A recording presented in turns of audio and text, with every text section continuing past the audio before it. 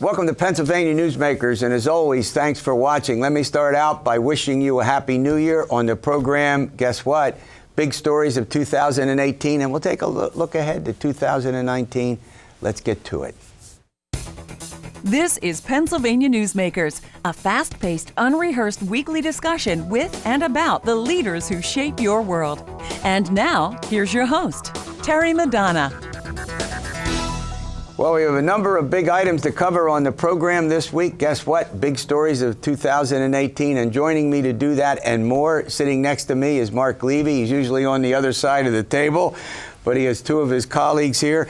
He, of course, is with the Associated Press.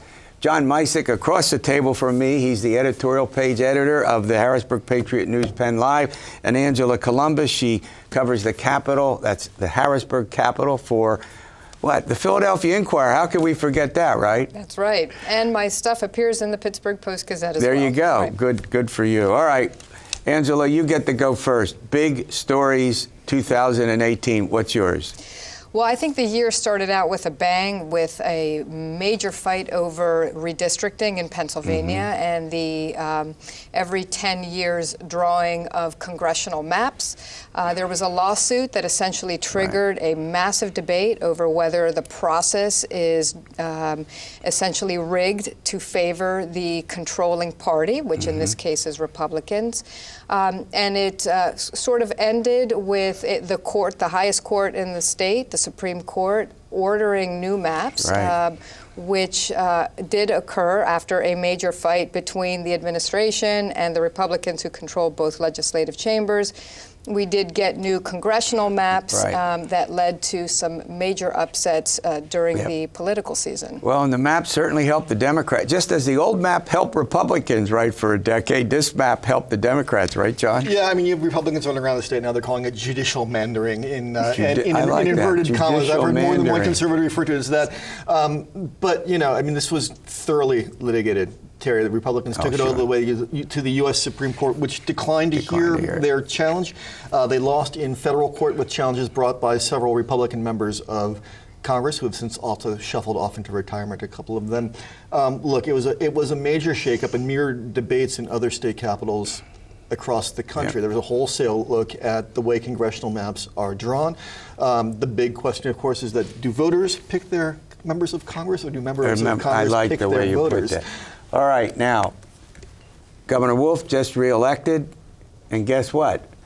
The legislature and the governor are going to have to deal with congressional redistricting in the not-too future, right? Yeah, look, they have 2 more years until they have to do it, and Democrats are in the best position in 30 years to actually have a real seat at the table when it comes to drawing congressional maps and when it comes to drawing the legislative maps. Yeah, mainly because particularly with congressional maps, which is done by the passage of a law, the governor gets to put his signature on the bill or veto it, right? And so that's right. And you know, the one that was just thrown out by the court was entirely drawn by Republicans. A Republican legislature, a Republican governor. It was done behind closed doors, and it was done at the time they admitted to help Republicans win. Now you will have divided government drawing a map. That ought to be fascinating. Now, Terry, we'd be remiss that underneath all of this was an effort by grassroots activists to change the process entirely through constitutional amendment. They wanted a citizens redistricting commission to redraw the congressional maps. That got tangled up in all sorts of parliamentary gymnastics in the Senate and the House and never came to be. Certainly they vowed to press on. Yep. All right, you get to go. What big story? Give me one. Look, the Attorney General's grand jury report on Catholic dioceses in the state that found hundreds of priests molesting thousands of children over 7 decades. It reverberated worldwide. It has put the church on its heels again. It's made rank and file Catholics question the institution. It's put the spotlight on the Pope. And it has spawned similar investigations in other states. This was viewed as the broadest, deepest look by a state into its dioceses, into child sexual abuse in its dioceses in history in the U.S. And there's still, go ahead, Angela. Right, well, it also spawned another major fight in the legislature over whether to change the statute of limitations, put a pause on it to allow these older victims of abuse who have aged out of the current statute of limitations an ability, a small window of time to bring legal claims. That failed, largely because the Senate leaders, the Senate Republican leaders, opposed it. But the issue, I do believe, is one that will come up again in 2019. But perhaps with a lot less intensity, because most of the 8 dioceses in the state have actually created compensation funds to allow victims to apply for some sort of compensation for something that happened to them many, many decades ago. All right, we're going to run to a break. When we come back, I'm going to give John Micek a chance to weigh in, or he can name his big story of the week, of the year. The week, the year. We'll be back. This broadcast of Pennsylvania Newsmakers is presented by the Pennsylvania Chamber of Business and Industry, the statewide voice of business, and by the Pennsylvania State Education Association and Partners for Public Education, bringing the power of a great education to our schools, our students, and our communities.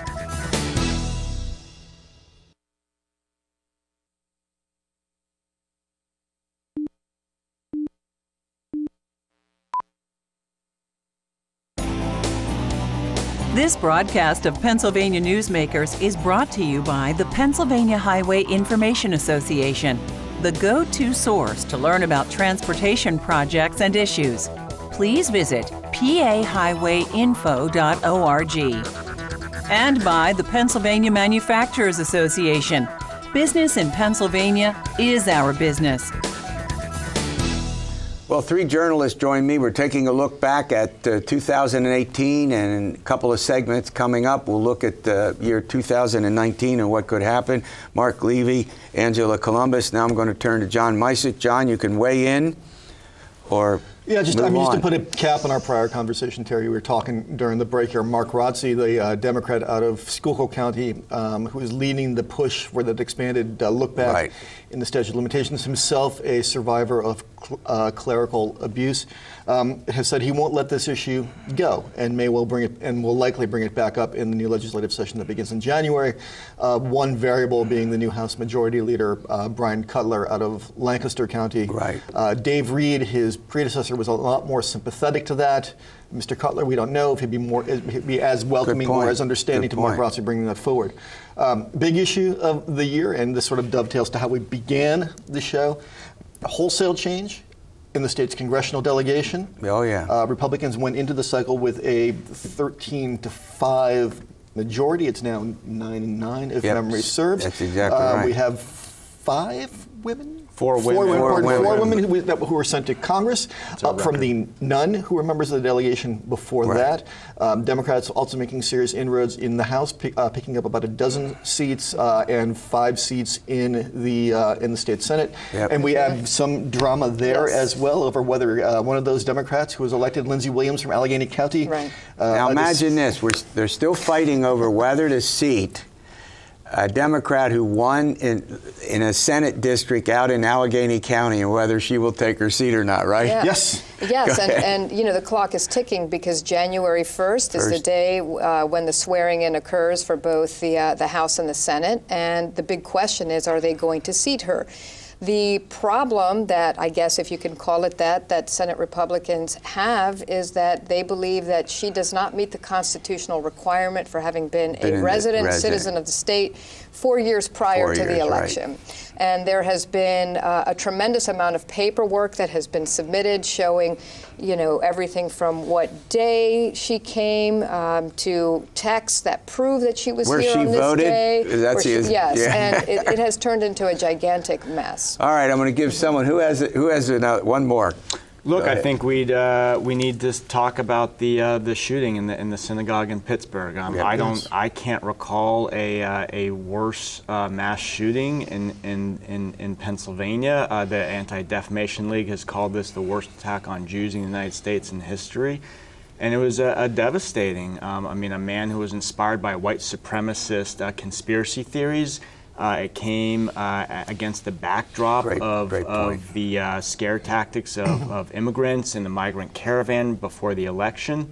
And that's what motivated him. And he, by and large, killed people who couldn't run for their lives in a very historic synagogue in Pittsburgh. Yep, that was a huge story. Anybody want? Well, and the great tragedy, of course, is that there was the customary hand-wringing and vigils and protests. And when we looked up at the end of it, there was exactly zero legislative change in response to this mass shooting. Yeah. To any prior mass shooting.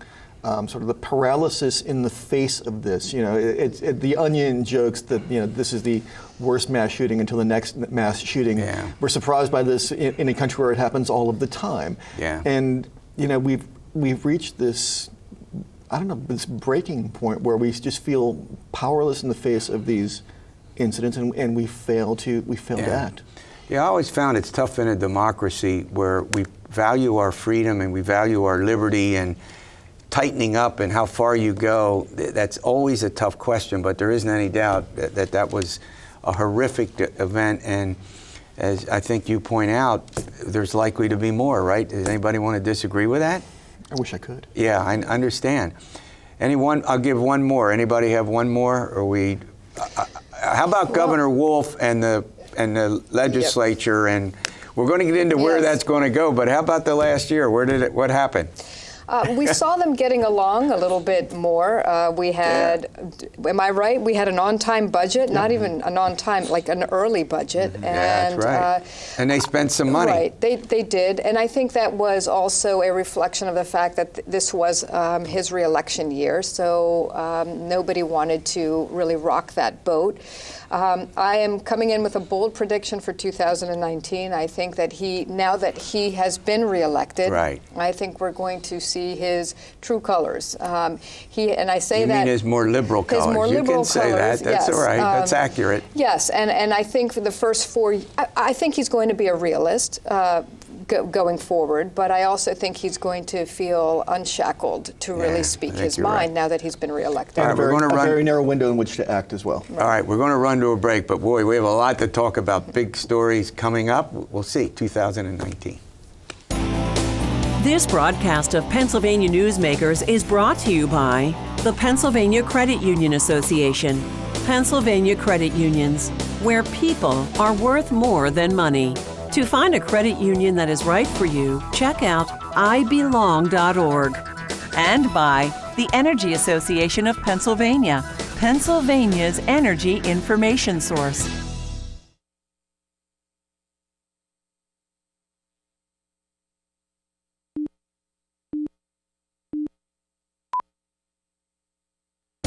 This broadcast of Pennsylvania Newsmakers is brought to you by the Association of Pennsylvania State College and University Faculties, representing the faculty and coaches who are devoted to providing quality public higher education for Pennsylvania's college students. Well, I'm going to turn to Marc Levy with the Associated Press. We're going to take a look at the year coming up. We already have a good sense about a couple of stories that are obviously going to dominate the press and have a big effect on Pennsylvania residents. Go ahead, give us one. So you have the Democratic Governor Tom Wolf returning to share power with the Republican legislature. There's going to be a host of issues. One is the governor is trying to press every county to buy new voting machines. It's expensive, but he views it as necessary for the 2020 elections. You also have the prospect of bailing out nuclear power plants, and that could give way to a broader conversation about climate change and where this state needs to be with respect to using solar power and wind power to fuel its electricity.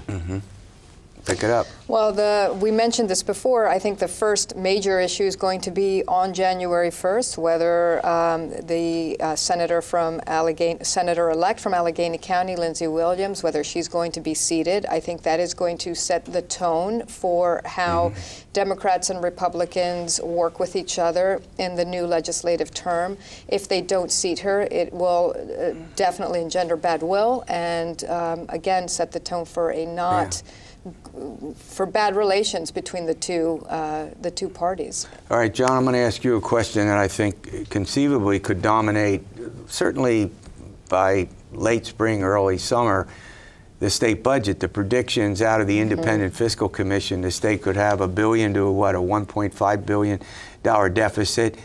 Would you agree that the Republican legislature is not going to give the governor, even if he asks for it, new general tax hikes, right? I mean, those are off the table. I don't think even Tom Wolf is going to pursue an income tax or a sales tax hike. How about make a push for a severance tax, because that's what Tom Wolf does, and he will do that until the moment he leaves office. But yeah, I mean, it's going to get real, Terry. The IFO talking about a $1.5 billion to $1.7 billion hole in the fiscal 19-20 budget. We had payments coming due on borrowing against the tobacco settlement. A lot of one-time costs that got pushed off. That election year budget we were talking about a couple of minutes ago, stitched together with one-time sources. The Senate R's say they don't want any fee increases. But at a certain point, this stuff comes home to roost, and you have to make the tough choices. And the question becomes, with Tom Wolf, as we joked before, sort of unbound by his reelection, and a smaller and more conservative General Assembly, where are the pain points, and where can they find common ground on reaching a balanced budget? Yeah, I mean, look, but the governor, in a sense, moved away from his position, wait and see for the legalization of recreational marijuana, and just before the holidays, he said, well, we've got to take a serious look at this, right? And obviously, it's going to be tough in the Republican-controlled legislature. Do you think we're going to have Tom Wolf unbound? If John sort of hinted at that, or is that going too far? He talks a lot about the way we get things done here is by finding common ground. So we disagree on a lot, but we've been able to get things done by finding the places where we overlap. That's part of his routine stump speech, and it was part of his pitch to reelect me because I get things done with Republicans. But there are things that were left undone by him that he couldn't accomplish in his first term that are important to him. One is overhauling how this state funds public schools. It's still one of the laggards when it comes to state funding, leaving the bulk of funding onto local communities, and that hurts poor school districts. So maybe he'll come up with a new way to skin that cat, and we'll see a bold proposal from him. Yeah, and that only has 500 school board directors, right, and 500 school districts going to weigh in on that. The likelihood that that's going to occur is, I think,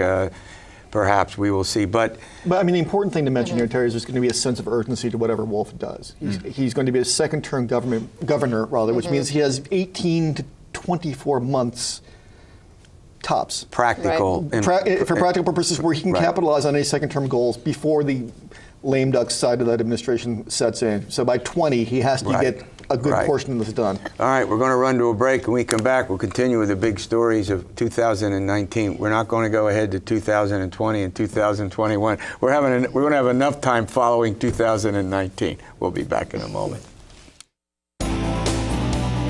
This broadcast of Pennsylvania Newsmakers is brought to you by the Pennsylvania Medical Society. Inspired physicians committed to the good health of Pennsylvanians and the advancement of the practice of medicine. And by the Pennsylvania Healthcare Association, the future of long-term care.